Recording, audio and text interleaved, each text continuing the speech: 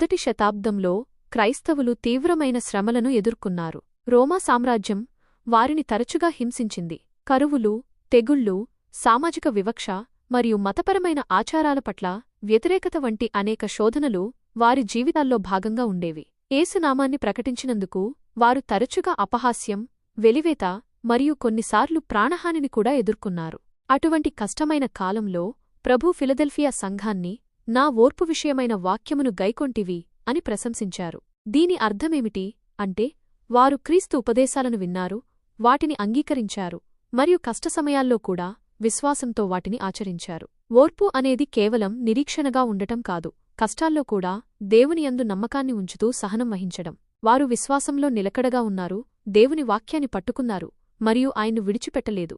శోధన కాలము అంటే ఏమిటి? ఇప్పుడు భూనివాసులను శోధించుటకు లోకమంతటిమీదికి రాబోవు శోధనకాలము అనే దాని గురించి చూద్దాం. బైబిల్ పండితులు ఈ శోధన కాలమును భవిష్యత్తులో రాబోయే గొప్ప శ్రమల కాలంగా గుర్తిస్తారు. అతి విశ్వాసాన్ని పరీక్షించే, చెడు శక్తులు పెచ్చుమీరిపోయే మరియు దేవుని న్యాయతీర్పులు అమలు చేయబడే సమయం. ఈ శ్రమల కాలం కేవలం ఒక ప్రాంతానికి పరిమితం కాదు. ఈ రోజుల్లో అనేక శ్రమలను చూస్తున్నాం. యుద్ధాలు, ప్రకృతి వైపరీత్యాలు, ఆర్థిక కష్టాలు, నైతిక పతనం మరియు విశ్వాసం నుండి పడిపోవడం. ఈ పరిస్థితులు మన విశ్వాసాన్ని పరీక్షిస్తాయి. దేవుని వాగ్దానం, నేను నిన్ను కాపాడెదను. అటువంటి కఠినమైన కాలంలో కూడా దేవుడు మనకు అద్భుతమైన వాగ్దానం చేస్తున్నాడు.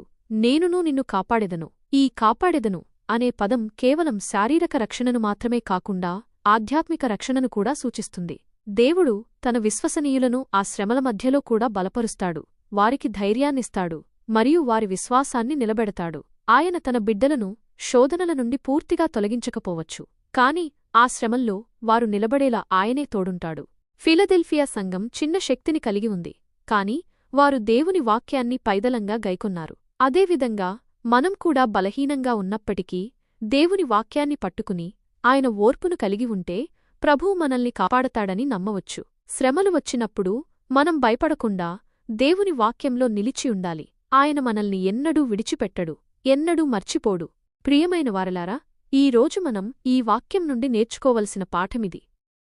దేవుని వాక్యాన్ని గైకొని ఓర్పుతో జీవించినప్పుడు రాబోయే ఏ శ్రమలోనైనా దేవుడు మనల్ని కాపాడతాడు. మనం ఆయన నమ్మకమైన బిడ్డలుగా జీవిద్దాం.